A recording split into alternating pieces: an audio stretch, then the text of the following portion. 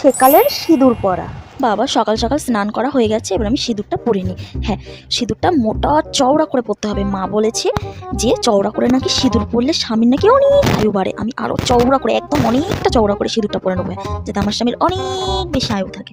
আর হ্যাঁ, এবার একটুখানি নাকের ওপর দিয়ে পরে নিই, তাহলেই যে একটু বেশি আয়ু থাকবে। হ্যাঁ, এবার একটু গোল করে বড় করে টিপ পরে নিই, বেশ ভালোও লাগবে টিপ পরলে। হ্যাঁ, এবার ভালো লাগছে। এবার একটু শাখায় দিয়ে দিই, 2 শাখায়।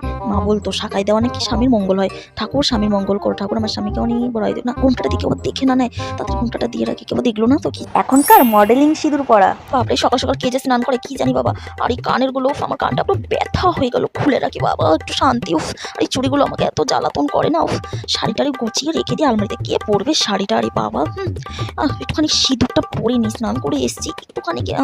ঠিক আছে বাবা, এই একটুখানি সিঁদুরই ঠিক আছে। ব্যাস। এর আবার চলেছে নতুন বউ, কোথায় একটু ছবি তুলো, ভিডিও বানাবো তা